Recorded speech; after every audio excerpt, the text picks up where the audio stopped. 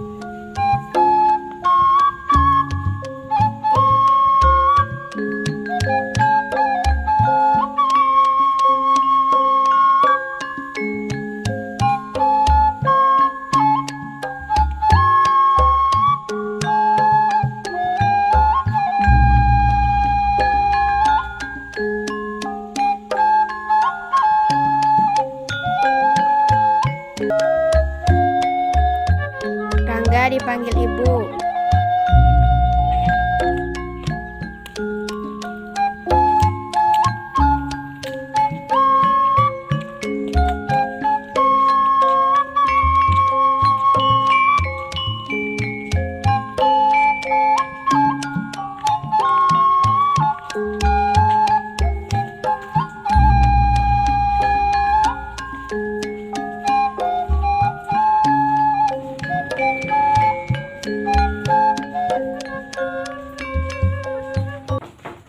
Assalamualaikum. Waalaikumsalam. Je. Silakan masuk ya. Ya, Bu. Ya, ayo.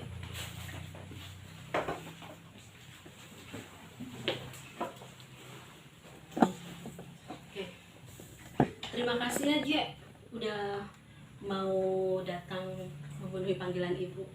Ya, gimana kabarnya? Ya Bu, sama-sama. Kabar saya baik. Bagaimana kabar Ibu?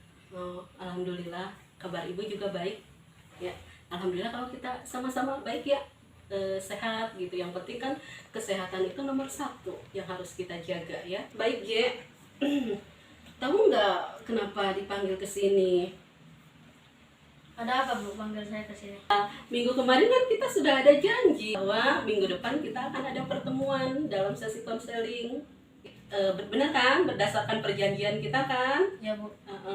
Minggu kemarin kita sudah ada janji bahwa JJ itu Ibu suruh masuk ke ruang konseling karena kita akan mengadakan sesi konseling. Nanti kalau misalkan enggak, kita lanjut aja ya. Ya Bu. Ya, sebelum kita mulai, ada baiknya kita berdoa dulu. Berdoa dulu dalam hati kita masing-masing. Berdoa mulai.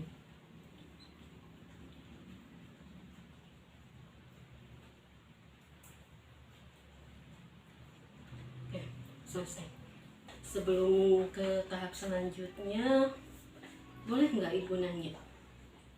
Boleh Bu. Pernah nggak JJ mengikuti sesi konseling di kelas 7 gitu? Belum Bu.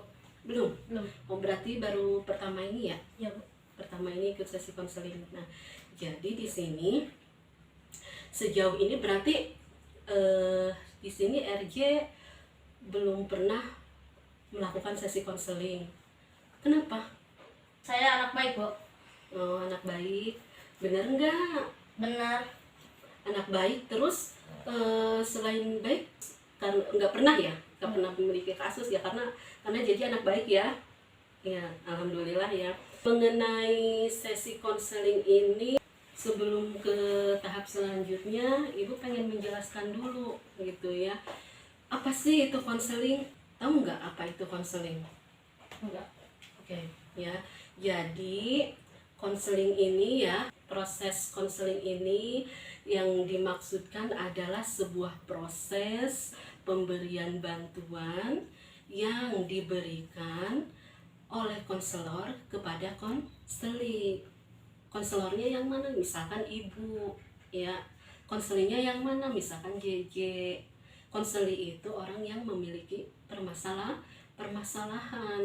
Nah, di mana dengan adanya pemberian bantuan tersebut diharapkan konseli memiliki perubahan, baik perubahan sikap, baik perubahan perilaku, ya, dari yang tadinya tidak baik menjadi lebih baik lagi perilakunya ya.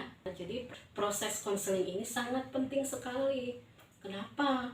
Ya, karena untuk merubah perilaku individu yang memiliki permasalahan. Jadi punya masalah enggak? Ada Bu, Apa?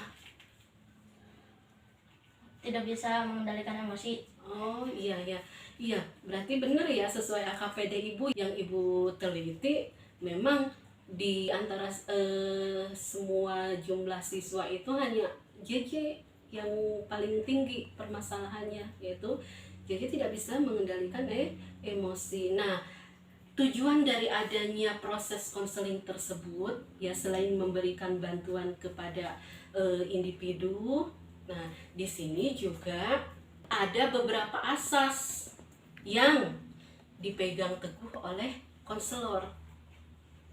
Ya, baik ya, Ibu jelaskan dulu ya.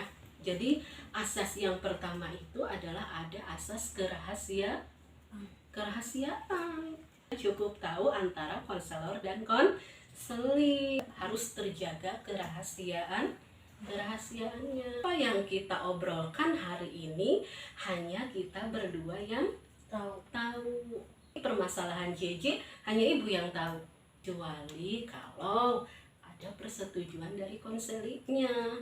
Kemudian di sini yang kedua ada asas keterbukaan, tidak menutup-nutupi permasalahannya, dalam arti terbuka. Dari asas adanya keterbukaan tersebut, JJ di sini boleh terbuka. Jadi asas kerahasiaan dan asas keterbukaan itu adalah kode etik konselor. Itu yang memang harus dipegang teguh sama konselor. Ya Bu. Iya, enggak dipaksa kan?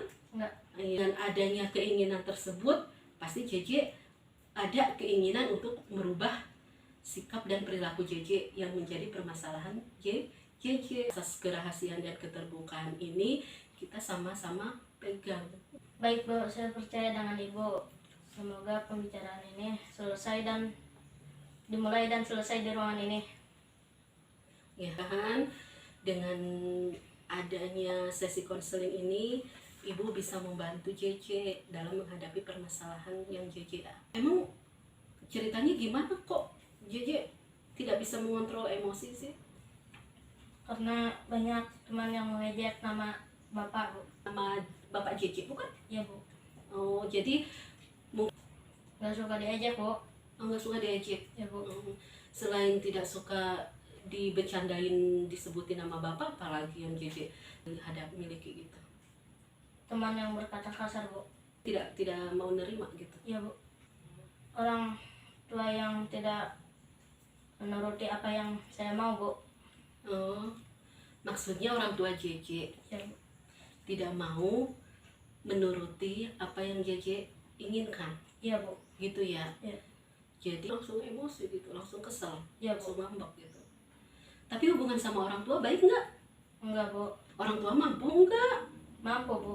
Mampu. Terus kenapa atuh tidak bisa memenuhi kebutuhan JJ? Kerja Bu. Oh, sibuk kerja ya. Jadi setiap hari orang tua, baik bapak atau ibu, kerja. Iya Bu. Bapak kerja di mana? Di luar daerah Bu.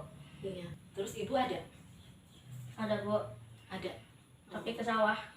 Ke sawah? Ya Bu. Oh, mungkin orang tua bukannya tidak mau memenuhi keinginan JJ, ya, tapi orang tua ingin mengajarkan kepada JJ bahwa tidak semua keinginan itu harus dipenuhi.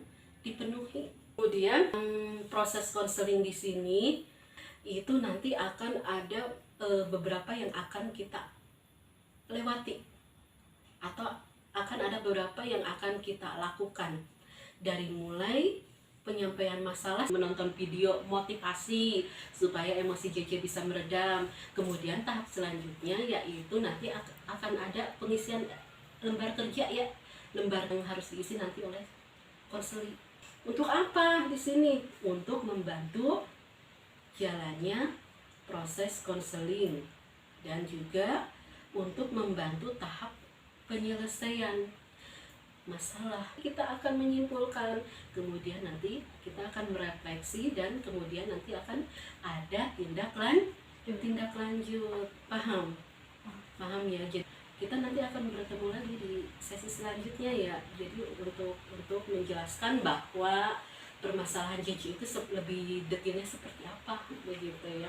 Proses sesi konseling ini pasti membutuhkan tahapan ya J ya.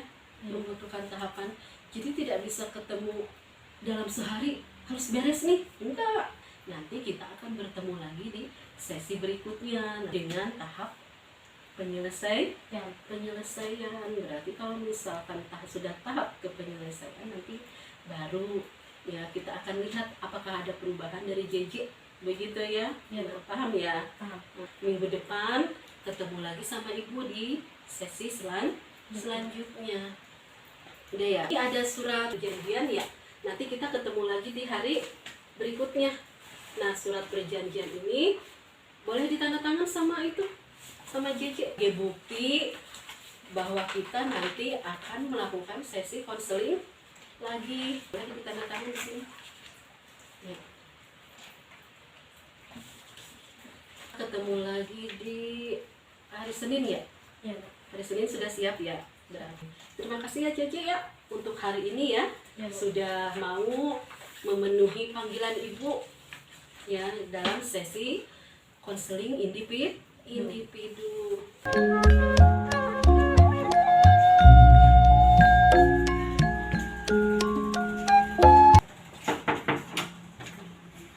Assalamualaikum. Waalaikumsalam. Ini sini masuk ya. Duduk silakan Ya Bu. ya. Ketemu lagi sama ibu ya. Ya Bu. Gimana kabarnya? Sehat. Alhamdulillah sehat ya. Kemarin kita sudah ada pertemuan ya. Sekarang kita bertemu lagi. Kemarin di layanan konseling ke-1 ya. Ya Bu. Sekarang di layanan yang tahap keduanya ya. Jadi kita ngobrol aja ya. Ya Bu. Gak usah yang serius-serius amat gitu ya. Jadi JJ santai ke ibu juga santai ke JJ gitu ya. Kita ngobrol santai aja gitu kan ya J ya. Ya Bu. Baik, melanjutkan temuan kemarin. Sekarang boleh JJ ceritakan masalah yang JJ hadapi saat ini ke ibu. Ya, mau? Ya Bu. Iya, silahkan. Jadi gini Bu, saya bingung. Setiap saya minta ditemanin belajar kepada orang tua saya, mereka tidak mau semuanya karena alasannya capek. Dan setiap saya punya keinginan, dia berdua juga tidak memenuhi. Padahal mereka mampu. Terus saya tidak bisa menerima omongan teman-teman saya yang kasar dan tidak bisa menerima teman-teman saya yang mengejek nama orang tua saya Bu. Jadi artinya permasalahan yang JJ hadapi, ibu sebutkan sekali lagi ya, takut ibu salah ya. Artinya permasalahan JJ yang dihadapi, pertama JJ bingung ya. Iya Bu. Setiap JJ minta ditemenin untuk belajar sama bapak sama ibu, tapi bapak sama ibu suka nggak mau dengan alasan capek. Iya Bu. Itu siang hari apa malam hari? Siang dan malam juga sama Bu. Siang dan malam. Kalau siang berarti bapak sama ibu nggak kerja. Kalau Minggu Bu. Oh, kalau hari Minggu berarti kalau hari Minggu ya hari libur berarti ya. Terus kalau malam sama malam juga. Sama Bu. Bapak sama ibu tidak mau dengan alasan capek. Ya Bu. Iya. Nah, mungkin dengan alasan capek kalau malam mungkin alasannya ya capek karena siang dari pagi sampai sore mungkin bapak sama ibu kerja begitu ya, jadi mungkin kurang begitu perhatian ya kayaknya ya sama JJ. Iya Bu. Nggak apa-apa, yang penting JJ bisa mandiri. Dua, tadi ibu dengar tiap ada kebutuhan yang JJ mau ya tidak dipenuhi sama orang tua. Tidak dipenuhi sama orang tua. Oh ya, kan padahal orang tua mampu. Apa JJ tahu nggak kenapa tidak orang tua tidak memenuhi? Nggak tahu ya. Ya kalau menurut ibu mah berpikir positif aja ya, berpikir positif. Yang jelas orang tua tidak mau memenuhi kebutuhan JJ karena yang pertama takut JJ menjadi anak yang manja. Jadi orang tua JJ itu mengajarkan bahwa tidak semua keinginan JJ harus dipenuhi, ada kalanya tidak dipenuhi. Kemudian tadi juga ibu mendengar permasalahan yang JJ hadapi itu yang paling parah itu tidak bisa mengendalikan emosi. Tadi JJ bilang gitu. Nah, dari mengendalikan emosi di sini, emosi apa yang JJ tidak bisa kendalikan? Jika ada teman yang berkata kasar dan mengejek nama orang tua Bu. Oh, ketika ada teman yang berkata kasar dan ketika ada teman yang mengejek nama orang tua, JJ suka nggak nerima? Enggak. Iya, seperti apa? Menyebutkan nama hewan Bu kepada saya. Oh, menyebutkan nama-nama hewan begitu. Enggak. Pasti ya, setiap anak kalau nama orang tuanya diejek sama pasti tidak akan nerima. Tapi ingat ya, mengejek nama orang tua itu, ibu ingatkan lagi, JJ kalau mendengar nama orang tua kita diejek, jadi jangan ikutin ke yang lain. Ini wajar marah, tapi marahnya itu yang bisa sederhana. Karena dengan menyebut nama orang tua itu sama dengan mengejek nama orang tua kita sendiri. Berarti permasalahan JJ itu memang sangat dalam banget gitu kalau menurut ibu. Tapi di sini JJ bisa nggak kalau misalkan marah mengendalikan emosi marah JJ? Enggak. Ya, mudah-mudahan di sini ibu bisa membantu ya. Ya Bu. Dengan adanya sesi pertemuan yang kedua, apa yang menjadi permasalahan JJ. Nah, berarti di situ ketika JJ melampiaskan emosi marah JJ ke teman JJ dengan cara memukul, menendang, begitu ya. Kemudian tidak terima apa yang diucapkan oleh teman JJ ke JJ dengan menyebut nama orang tua. Artinya emosi dan perilaku JJ yang muncul dalam pikiran JJ itu karena adanya pikiran dan perasaan irasional atau negatif. Itu tadi ya, pikiran irasional JJ belum bisa belum bisa dikendalikan ya. Nah, itu tadi. Sekarang ibu tanya, itu kalau JJ berada di rumah, kalau JJ kesel sama orang tua ketika berada di rumah, ya, apa yang JJ lampiaskan ketika emosi JJ memuncak berada di rumah, ketika berada di rumah? Saya melampiaskannya dengan bermain HP sepuasnya Bu. Ya alhamdulillah, masih melampiaskannya dengan bermain HP. Coba kalau melampiaskannya dengan menendang, memukul, wah itu sudah parah J, itu sudah menjadi anak durhaka JJ, melawan orang tua, ya enggak? Ya. Iya, main HP wae terus. Iya Bu. Ketika di rumah marah sama bapak sama ibu. Ya Bu. Jadi dengan cara seperti itu sih nggak apa-apa, cuma di situ ibu ingatkan lagi kalau kesal sama orang tua, kalau marah sama orang tua itu JJ harus ingat, tanpa mereka JJ bukan apa-apa ya. Justru orang tua itu adalah sesuatu, orang tua yang sangat kita hormati ya JJ ya. Jadi jangan melawan orang tua. Ketika JJ tidak bisa mengendalikan emosi JJ ketika di sekolah ya, kemudian ketika di rumah JJ juga tidak bisa mengendalikan emosi JJ, apakah itu berpengaruh ke pembelajaran JJ? Iya Bu, Iya. Berpengaruhnya contohnya seperti apa? tidak semangat belajar. Yang pertama pasti tidak semangat belajar sehingga menyebabkan JJ tidak fokus untuk belajar. Yang kedua, kalau misalkan emosi JJ tidak bisa dikendalikan, berarti otomatis JJ tidak punya teman. Punya teman nggak sekarang? Enggak Bu. Sedikit. Sedikit kan? Iya, makanya untuk menjaga biar JJ lebih banyak temannya, berarti ya JJ harus berusaha bisa mengendalikan emosi marah JJ. Sebelum kita lanjut, di sini Ibu ada lembar kerja yang harus diisi oleh JJ. Nih, ini sebelum diisi, Ibu pengen jelaskan dulu nih, lembaran kerja apa sih gitu yang harus diisi oleh JJ. Baik, nah di sini kan selembaran kerja di sini Ibu memakai teknik imagery atau imajinasi diffusion. Pokoknya teknik imajinasi aja lah ya. Di sini maksudnya di mana konselor ya membayangkan apa sih yang ada di pikiran kamu saat ini tentang tidak bisa mengendalikan emosi. Jadi kamu bayangkan, kemudian merem begitu ya, merem, bayangkan saya harus bagaimana ya bisa mengendalikan emosi saya gitu. Saya harus bagaimana ya untuk bisa merubah emosi marah saya begitu ya. Jadi sebelum mengisi silahkan JJ merem dulu, bayangkan sih yang ada di pikiran JJ tentang mengendalikan emosi yang ada di pikiran JJ. Silahkan.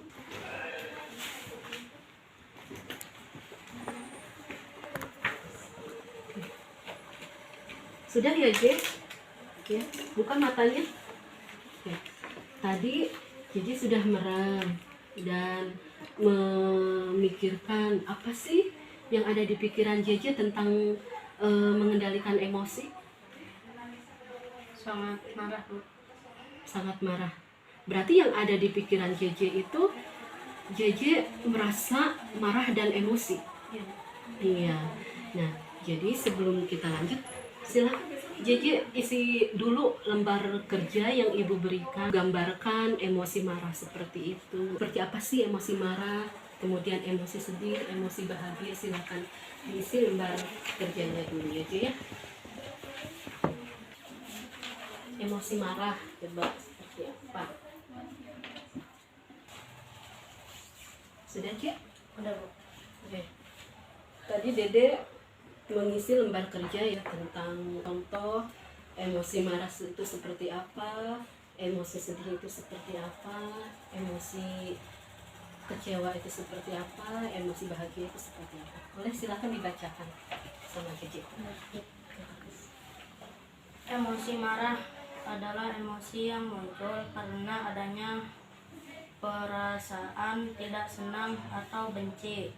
Emosi kecewa adalah emosi yang muncul ketika kebutuhan tidak dipenuhi.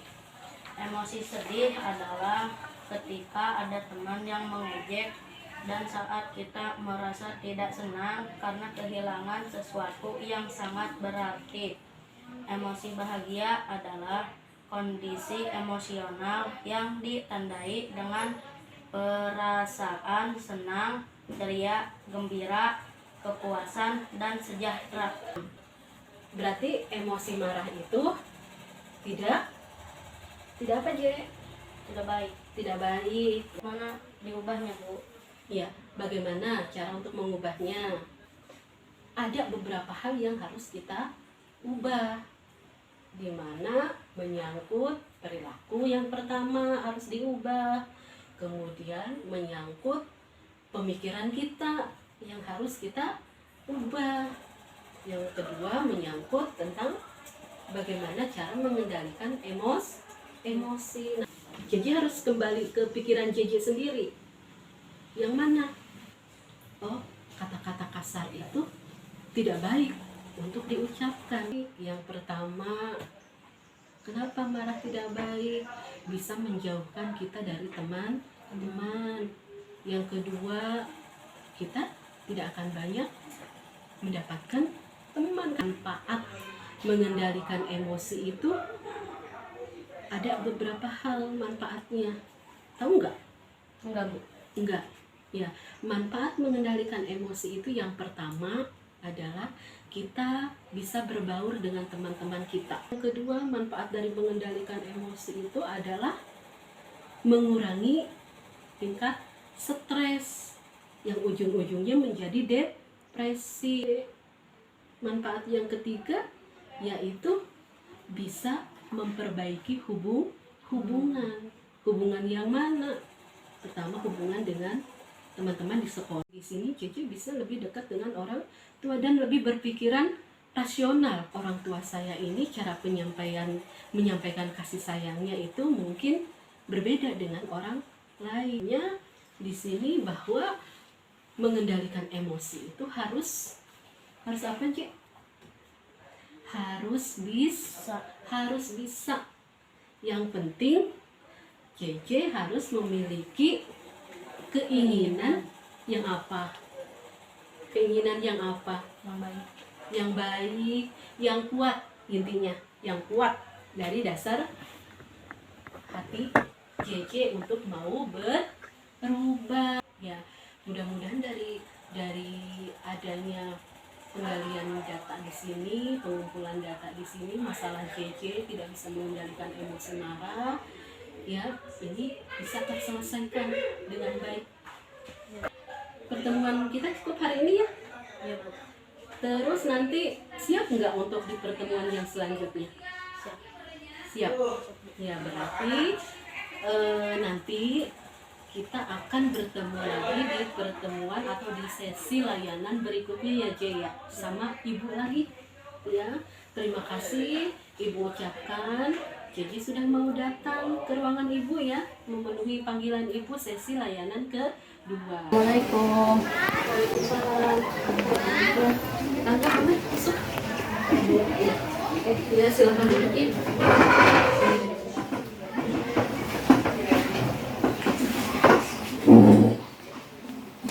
Baik Rangga, kita ketemu lagi hari ini ya.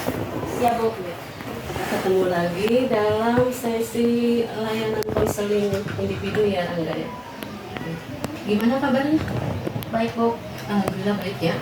Sehat? Sehat. Iya. Sehat fisik? Sehat. Iya. Mental? Sehat, Bu. Alhamdulillah ya. Sebelum kita mulai, kita berdoa dulu. Ya, berdoa dalam hati. Mulai ya.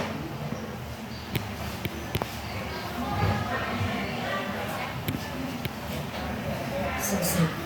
Menyambung pertemuan minggu kemarin, karena kita sudah bertemu beberapa kali, jadi hari ini Rangga menceritakan kembali apa sih yang menjadi permasalahan diri Rangga yang Rangga miliki. Kalau misalkan Rangga terbuka, kemudian Rangga tidak malu-malu untuk cerita ke Ibu. Jadi gini, Bu, saya bingung dengan permasalahan yang saya miliki. Tidak bisa mengendalikan emosi marah saya, Bu. Tidak bisa mengendalikan emosi marah. Apa? Terus setiap saya ingin minta ditemani belajar sama orang tua, mereka semuanya gak mau, Bu. Tidak mau? Iya, Bu. Kenapa? Capek katanya, Bu. Capek? Iya, Bu. Oh capek, alasannya capek ya? Iya, Bu. Ketika ada teman yang berkata kasar dan mengejek nama orang tua, Bu, saya suka gak terima, Bu. Kadang saya suka tarik bajunya, Bu. Kalau belum puas, saya tendang, Bu. Lalu saya tinggalin. Ya, Bu. Begitu ya. Jadi masalah yang Rangga itu ya. Baik Rangga, sebelum menjawab, maksudnya membantu ya, membantu permasalahan Rangga di sini, Ibu mungkin akan menjelaskan dulu teknik yang akan Ibu pakai, begitu ya. Nah di sini teknik yang akan Ibu pakai yaitu menggunakan strategi imajinasi atau strategi imaginal disposition. Ya pokoknya itu menyangkut tentang teknik imajinasi. Nah di mana yang akan Ibu pakai itu adalah di sini konselor meminta kepada konseling untuk membayangkan kesalahan yang terjadi pada diri konseling. Ya, Rangga berpikir kembali sambil rileks begitu ya, sambil memejamkan mata begitu ya.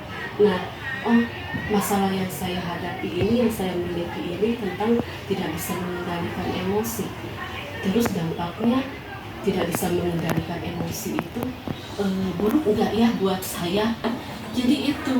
Nah, kemudian di sini ya yang ingin Ibu lihat itu, setelah Rangga melakukan teknik tadi ya, imajinasi tadi kan, membayangkan, memikirkan, jadi itu mungkin bisa membantu. Jadi perilaku irasional JJ itu sebenarnya sangat merugikan JJ. Kemudian di sini dari teknik tersebut nanti Ibu akan melihat Rangga itu ada perubahan nggak ya sih dari segi emosinya begitu. Kemudian dari tujuannya pendekatan ini yaitu untuk menghilangkan gangguan emosional yang rusak pada diri individu.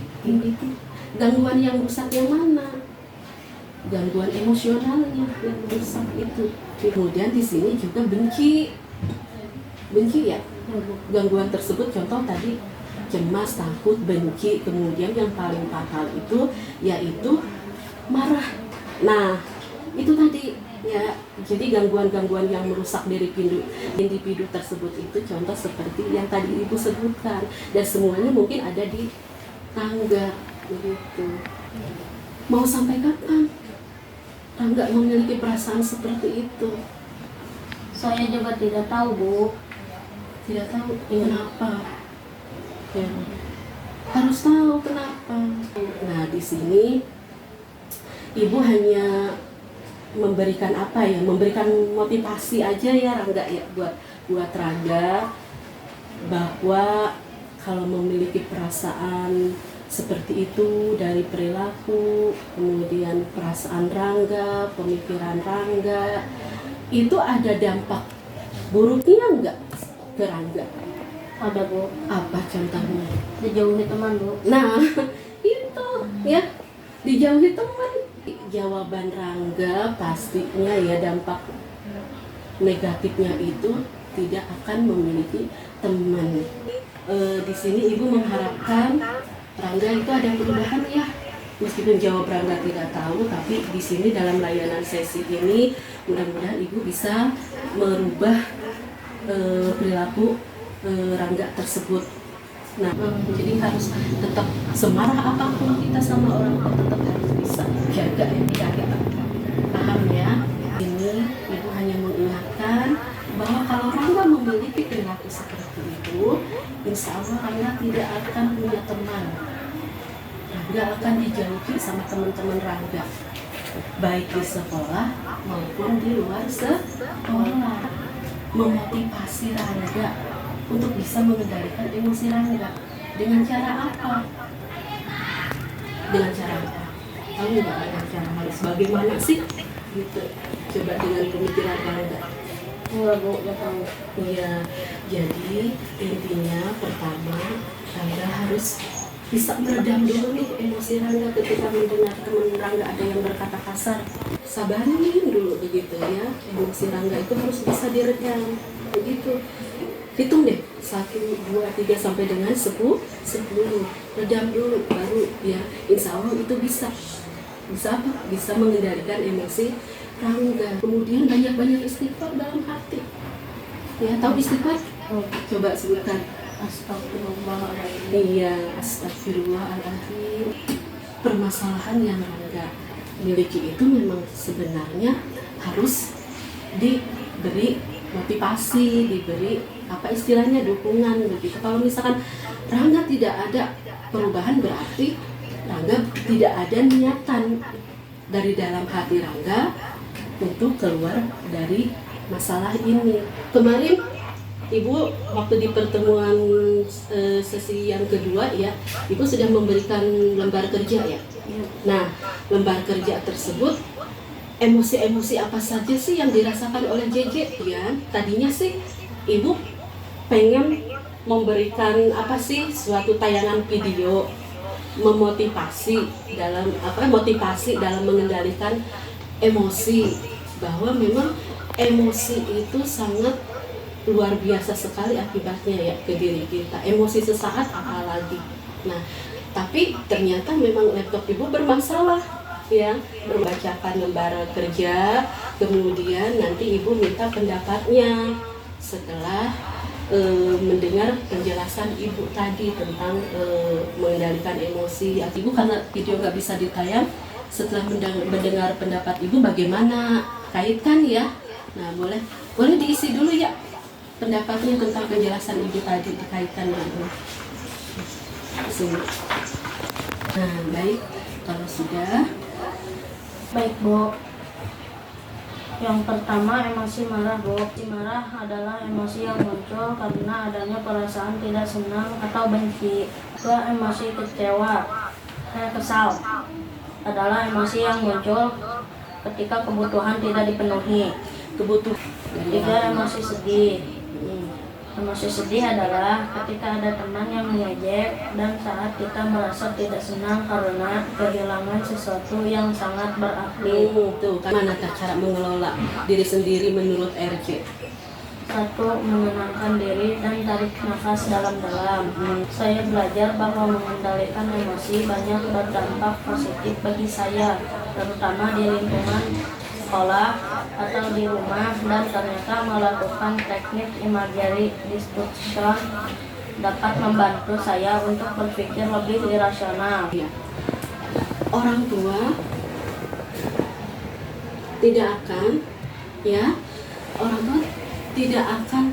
tidak ada yang tidak sayang sama anaknya. Jadi jangan ya Ci ya, jangan memaksa orang tua, meskipun orang tua istilahnya mampu itu mengajarkan Cici untuk tidak menjadi anak yang manja. Nah, di sini Cici harus bisa berubah karena Cici sudah mengerti mana itu pikiran rasional dan mana itu pikiran irasional. Yang tadinya Cici suka marah-marah, kemudian sedikit demi sedikit bisa diredam. Yang pertama, teknik untuk mengendalikan emosi itu, yang pertama tadi yaitu apa? Mengatur nafas dalam tadi.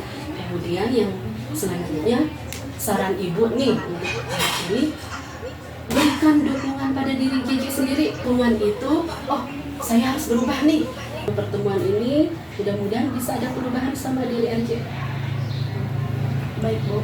Baik. Ibu ucapkan terima kasih yang sedalam-dalamnya kepada RJ yang sudah mau datang memenuhi panggilan ibu ya dalam sesi layanan.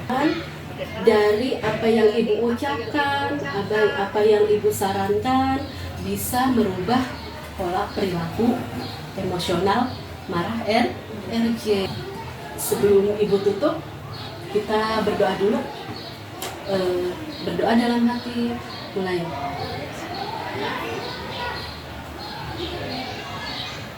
Selesai. Baik, nanti kita ketemu lagi ya di sesi selanjutnya ya, sesi penutup ya RJ ya. Sekali lagi ibu ucapkan terima kasih.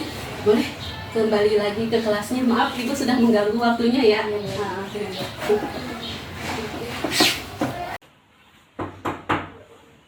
Waalaikumsalam.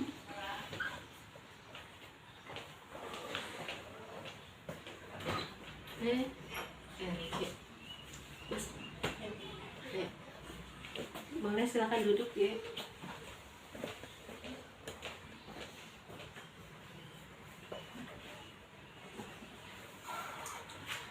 Gimana kabarnya? Sehat, Bu. Alhamdulillah sehat ya. Nah, sebelum kita mulai, alangkah baiknya kita berdoa dulu ya Ki. Berdoa dalam hati masing-masing, mulai.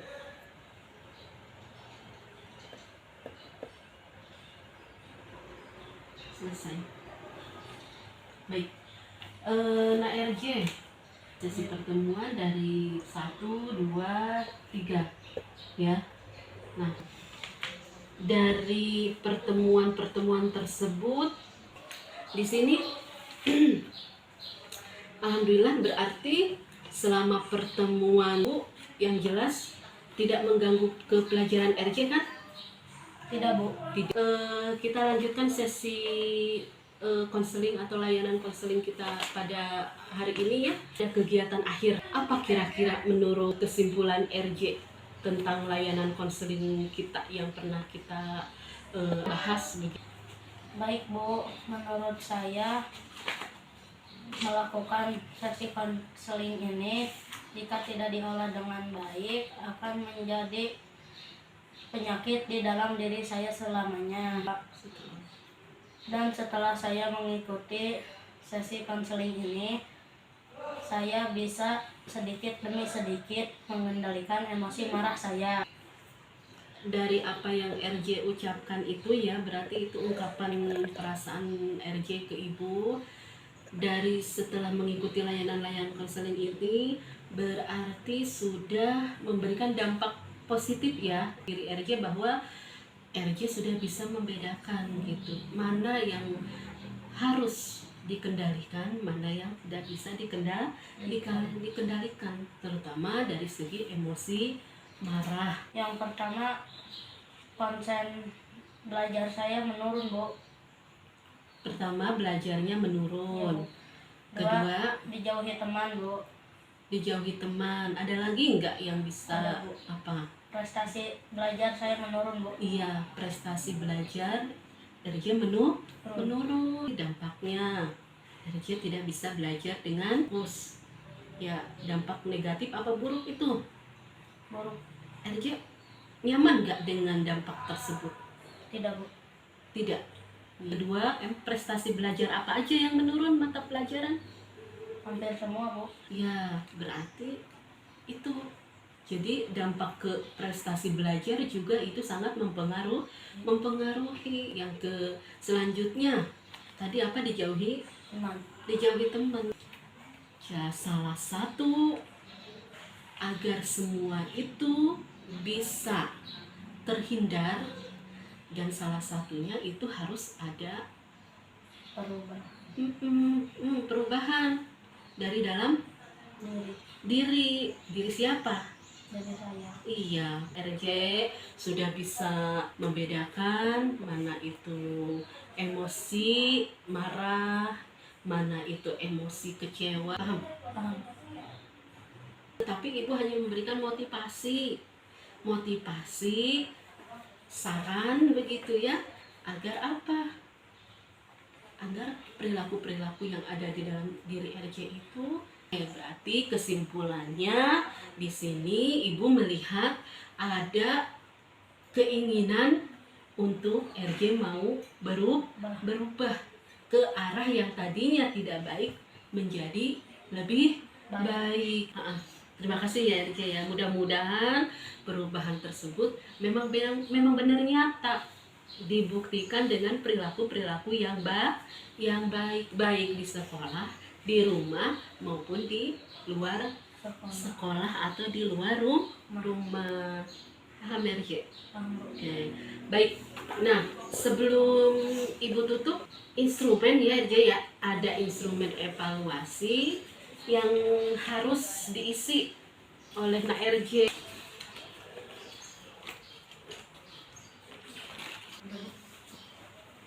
Sudah. Terima kasih RJ sudah mengisi instrumen atau evaluasi yang Ibu kasihkan ke RJ. Nah, salah satu yang bisa menyebabkan kita kuat itu adalah sabar dan tawakal. Dan mudah-mudahan setelah mengikuti sesi layanan ini, RJ bisa berubah dari apa? Pola pikir, berubah dari apa? Perilaku, berubah dari apa? Pemikiran, berubah dari apa? Perasaannya, terutama berubah untuk mau benar-benar niat keluar dari masalah, tidak bisa mengendalikan emosi. Oke, terima kasih ya RJ ya atas kehadirannya. Baik, sebelum Ibu tutup, alangkah baiknya kita berdoa dulu. Baik, berdoa dalam hati masing-masing mulai.